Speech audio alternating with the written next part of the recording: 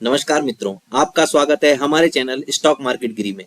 आज मैं आपके लिए लाया हूं Ellenbarrie industrial gases IPO के बारे में जानकारी। Ellenbarrie industrial gases company के बारे में देखें तो ये एक इंडस्ट्रियल गैस कंपनी है।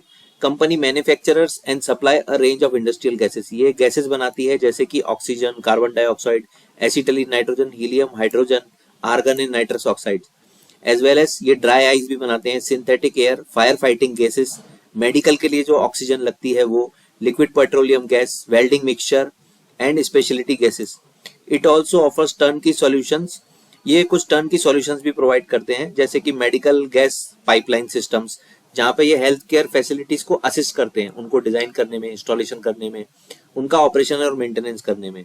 कंपनी सर्व करती है प्राइवेट और पब्लिक एंटिटीज को अक्रॉस इंडस्ट्रीज जैसे कि स्टील इंडस्ट्री हो गई, फार्मास्यूटिकल्स हो गए, chemicals, engineering and infrastructure, aviation, aerospace और डिफेंस में भी।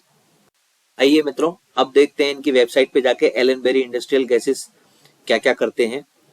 तो जैसा कि आप देख सकते हैं, Ellenbarrie industrial gases limited is one of India's oldest industrial gases companies with over 50 years of legacy and largest 100% Indian owned firm in terms of manufacturing capacity, revenue and profitability in fiscal 2024. Operating one of India's largest oxygen plants. तो इनके पास India का one of the largest oxygen plant है।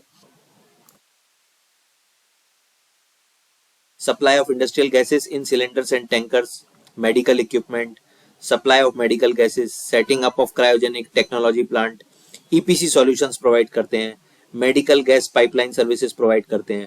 अगर इनके customers देखें तो Astec, Jupiter, HCL, Prabhuji pure food, WPTCL, then Jayaraj steel, Vizag steel, Laurus labs, Honour, doctor Reddy's, आर्बिटोरिया, न्यूलैंड, जेके कॉपियर।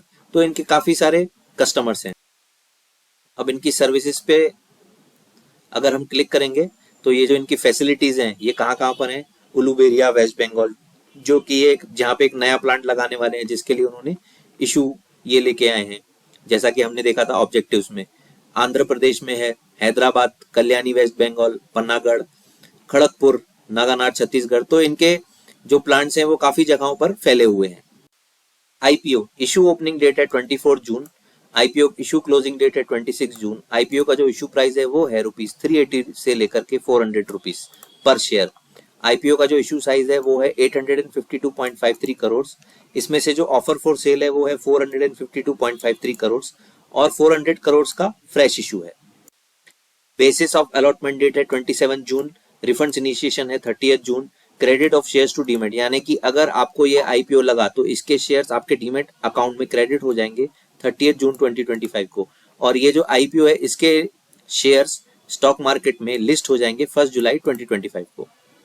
लॉट साइज की बात करें तो इसका जो कट ऑफ प्राइस है वो है ₹400। तो एक लॉट में टोटल आएंगे 37 शेयर्स। रिटेलर्स को अगर एक लॉट लगाना है तो उनको ₹14,800 का पड़ेगा। तो अगर इस इशू के ऑब्जेक्टिव्स के बारे में देखें तो ये है रीपेमेंट, प्रीपेमेंट इन फुल और part of certain outstanding borrowings availed by the company, यानी कि कंपनी ने जो लोन लिया है उसको चुकाने के लिए ये इशू लेके आ रहे हैं। Setting up an air separation unit at Uluberia 2 plant with capacity of 220 ton TPD. तो ये एक नया प्लांट भी लगाने वाले हैं, एयर सेपरेशन यूनिट, और जनरल कॉर्पोरेट पर्पसेस।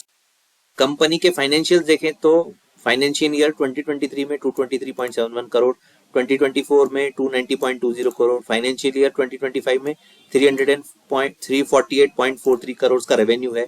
अगर प्रॉफिट आफ्टर टैक्स देखें तो 28.14 करोड़ 2023 में था, 2024 में ये हो गया 45.29 करोड़ और 2025 में ऑलमोस्ट डबल 83.29 करोड़। अगर इनकी बोरोइंग देखें तो 101 करोड़ थी, उसके बाद 176.90 करोड़ और अभी जो उनकी है 245.30 करोड़। तो अगर रेवेन्यू और प्रॉफिट देखें तो वो अच्छे खासे तरीके से बढ़ रहा है।